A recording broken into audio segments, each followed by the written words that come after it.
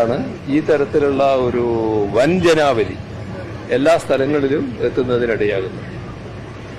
എന്നാൽ നിലവിലിപ്പോൾ പ്രതിപക്ഷം ഈ നവകേരള സദസ്സിനെ അനുകൂലിച്ച ഒരു സാഹചര്യമല്ല ഉള്ളത്. അവർ ആദ്യഘട്ടത്തിൽ വിശേഷിപ്പിച്ചത് ഗുണ്ടാ സദസ്സ്, അശ്ലീല സദസ്സ് എന്ന പരാമർശങ്ങളിലൂടെയാണ്.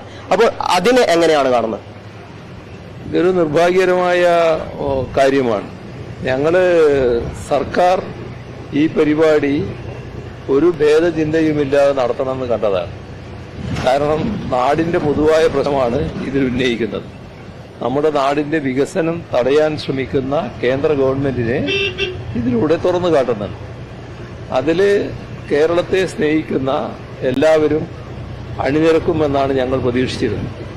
ഇതിന്റെ സംഘാടനം തന്നെ ഓരോ മണ്ഡലത്തിലെയും MLA നേതൃത്വത്തിലാണ്.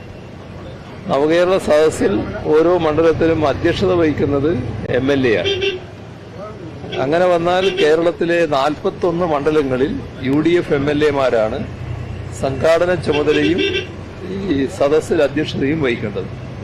പക്ഷേ നിർഭാഗ്യവശാൽ അവര് ബഹിഷ്കരിച്ചു എന്ന് മാത്രമല്ല, ബഹിഷ്കരണത്തിന് ശേഷം ഇതിനെ ഏതെല്ലാം തരത്തിൽ ഇകഴ്ത്തി കാണിക്കാൻ പറ്റും അതിനുള്ള ശ്രമമാണ് നടത്തിക്കൊണ്ടിരിക്കുന്നത്.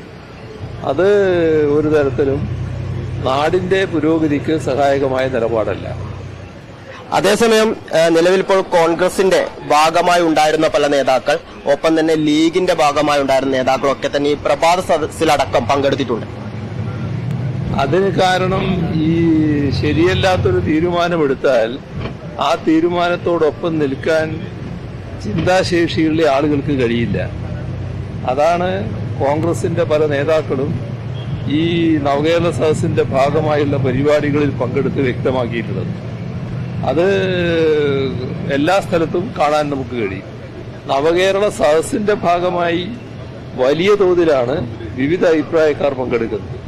ഈ പങ്കെടുക്കുന്ന 10,000-ങ്ങളിൽ എല്ലാ രാഷ്ട്രീയ അഭിപ്രായക്കാരുമുണ്ട്. നാടിനെ സ്നേഹിക്കുന്ന മുഴുവൻ ആളുകളും ഒത്തുചേരുന്ന നിലയാണ് ഉണ്ടായിട്ടുള്ളത്. തീർത്തും അപക്വമായ നിലപാടാണ് ഈ കാര്യത്തിൽ UDF നേതൃത്വം, പ്രത്യേകിച്ച് പ്രതിപക്ഷ നേതാവ് സ്വീകരിച്ചത്. ഇപ്പോൾ പ്രതിപക്ഷ യുവജന സംഘടനകളൊക്കെ വലിയ രീതിയിലുള്ള പ്രതിഷേധങ്ങളുമായി